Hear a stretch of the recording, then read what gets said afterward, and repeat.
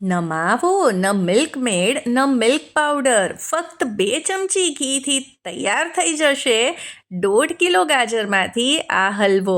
એકદમ જ simple process, અને જો તમે પહેલીવાર તૈયાર કરતા હશો તો પણ એકદમ જ પરફેક્ટ બનશે. અને તમે જોઈ શકો છો કે હજી તો આ હલવો તૈયાર નથી થયો તો પણ આમાં એકદમ જ દાણેદાર માવા જેવું ટેક્સચર છે. તો ચલો આજની આ રેસીપી શરૂ કરીએ. તો અહીંયા મેં લઈ લીધા છે 1.5 કિલો લાલ ગાજર. આજકાલ તો માર્કેટમાં સરસ ગાજર આવી રીતે મળી રહ્યા છે. તો ગાજરને ધોઈને ઉપરથી આ રીતે પીલરની મદદથી આપણે થોડી છાલ કાઢી લઈશું, એટલે તેમાં કંઈ પણ કચરો કે કંઈ હોય, રેશા હોય તે પણ નીકળી જાય. તો આ બધા જ ગાજરને મેં પીલ કરી લીધા છે. અને જો તમે આવા લાલ જેવા ગાજર તમે લેશો તો ગાજરનો હલવો પણ એકદમ જ સરસ લાલ બનશે. તો ગાજરને ખમણવા માટે આ રીતે મીડિયમ સાઇઝની જ ખમણી યુઝ કરવી. આનાથી એકદમ જ પરફેક્ટ છીણ મળશે. જો તમે મોટા કાણાવાળી આ રીતની ખમણી લેશો તો બહુ મોટું છીણ બનશે, અને તેના લીધે તેને કૂક થતાં ખૂબ જ લાંબો સમય લાગે છે. અને તે હલવો ખાવામાં પણ બરાબર નથી લાગતો, એકરસ નથી બનતો. તો હવે જે ગાજરમાં વચ્ચેનો પીળો ભાગ હોય છે તે થોડોક તુરાશ પડતો હોય છે, અને આપણે જો એકદમ જ લાલ ગાજરનો હલવો જોતો હોય તો આ ભાગને કાઢી લેવો. તો આ આસાનીથી પિલરની મદદથી નીકળી જશે. અને હવે આપણે આ ગાજરને ખમણી લઈએ. તો વચ્ચે આપણે આ પીળા ભાગને કાઢતા જઈ અને પછી ખમણી લઈશું. તમે ગાજરને આડું રાખીને પણ ખમણી શકો છો, તો તેના લીધે ખમણવામાં પીળો ભાગ નહીં આવે, અને ગાજરને ફેરવતા જઈ તે રીતે પણ તમે તેને ખમણી શકો છો, પણ તેનાથી છીણ થોડુંક લાંબુ બનશે. તો હવે આ જ રીતે આપણે બધા જ ગાજરને ખમણી લઈશું. હવે ગેસ ઉપર જાડા તળિયાવાળી કાં તો પછી નોનસ્ટિક કઢાઈ મૂકી દઈશું, જેમાં આપણે હલવો તૈયાર કરવાનો છે. હેવી બોટમ હશે તો હલવો નીચે ચોંટવાની બીક નહીં રહે. હવે આમાં આપણે 1 ચમચી ઘી ઉમેરીશું, અને ઘી ઓગળે એટલે આપણે જે ગાજર છીણીને રાખેલા તે આમાં એડ કરી દઈશું. આજે આપણે હલવામાં ફક્ત 2 ચમચી જ ઘી એડ કરવાના છીએ. તોય છતાં આપણો હલવો જરા પણ કોરો નહીં લાગે, એકદમ જ જ્યુસી અને મોઢામાં નાખતા ઓગળી જાય તેવો જ બનશે. હવે અત્યારે આપણે આ ગાજરમાં કંઈ જ નથી એડ કરવાનું, અને આને આવી જ રીતે લગભગ 5 થી 7 મિનિટ માટે આને શેકી લેવાનો છે, ઘીમાં કૂક કરી લેવાનો છે. ગાજરને આવી રીતે ઘીમાં શેકવાથી ખૂબ જ સરસ ફ્લેવર્સ આવે છે, અને જે પણ પાણીનો ભાગ હશે એ અત્યારે જ બળી જશે. એટલે આપણે જ્યારે દૂધ આમાં ઉમેરીશું તો દૂધનો ભાગ જ આપણે ઉકાળવાનો રહેશે. તો હવે આપણે આમાં એડ કરી દઈએ 1 લીટર ફૂલ ફેટ દૂધ. તો આજનો આપણો હલવો માવા કે મિલ્ક પાવડર વગર જ તૈયાર કરવાના છીએ, એટલે આમાં જો ફૂલ ફેટ દૂધ એડ કરીશું તો સરસ દાણેદાર ટેક્સચર મળશે. અથવા તો તમારા ઘરે જે પણ રેગ્યુલર દૂધ આવતું હોય તે પણ યુઝ કરી શકો છો. તો તમને એ પ્રશ્ન થશે કે તો પછી માવા જેવું દાણેદાર ટેક્સચર કઈ રીતે આવશે? તો તે આપણે આગળની પ્રોસેસમાં જોઈશું.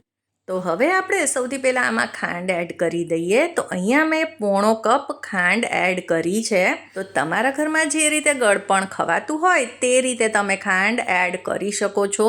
ઘણી વખત ગાજર પણ ઓછા મીઠાશવાળા હોય છે, તો ત્યારે થોડીક વધારે ખાંડની પણ જરૂર પડી શકે છે. હવે અત્યારે તો મેં ગેસને હવે ફૂલ કરી દીધો છે, એટલે આ બધી જ વસ્તુ સરસ રીતે ગરમ થાય અને તરત જ તે ઉકળવા લાગે. તો હવે તમે જોઈ શકો છો ખાંડ પણ ઓગળી ગઈ છે, અને હવે આમાં પાણીનું પ્રમાણ વધારે લાગે છે. હવે અત્યારે ગેસની ફ્લેમ આપણે હાઈ રાખીશું તો આ નીચે ચોંટશે નહીં, પણ આપણે એને કન્ટિન્યુઅસ આ રીતે મિક્સ કરતું જ રહેવાનું છે, ચલાવતું જ રહેવાનું છે. હવે જે વસ્તુ એડ કરીશું તેનાથી આપણો હલવો એકદમ જ માવેદાર બનશે, અને તે છે 1 કપ ઘરની ફ્રેશ મલાઈ. તો તમારે એ વાતનું ધ્યાન રાખવાનું છે કે મલાઈ આ રીતે તાજી જ લેવાની છે. બહુ વાસી મલાઈ હશે કે જૂની હશે 2-3 દિવસ પહેલાંની, તો એમાં ટેસ્ટ બરાબર નહીં આવે અને પીળાશ પડતી પણ થઈ જાય છે. હવે જેમ જેમ આ મલાઈ અને દૂધ કૂક થતું જશે અને પાણીનો ભાગ બળતો જશે તેમ તેમ માવા જેવું દાણેદાર ટેક્સચર બનતું જશે. તો હવે લગભગ 5 મિનિટ થઈ ગઈ છે અને હાઈ ફ્લેમ ઉપર આપણે આને કૂક કર્યું છે અને પહેલાં કરતાં પાણી પણ થોડુંક રિડ્યુસ થઈ ગયું છે. તો આ જ રીતે આપણે વચ્ચે વચ્ચે આને હલાવતા જઈ અને કૂક કરવાનું છે. તો આ ગાજરનો હલવો ફક્ત ઘરમાં જ રહેલી વસ્તુઓથી તૈયાર થઈ જાય છે. હવે બીજી 5 મિનિટ આપણે આને કૂક કરીશું.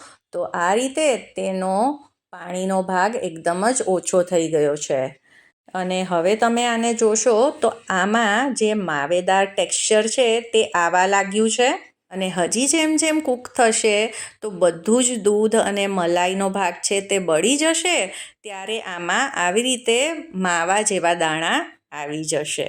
તો હજી આમાં આ રીતે બબલ્સ થાય છે એટલે આને હજી થોડી વાર કૂક કરવો પડશે. હવે આમાં અડધી ચમચી ઇલાયચીનો પાવડર એડ કર્યો છે. સાથે જ જાયફળને પણ આ રીતે આપણે ઘસીને એડ કરી દઈશું.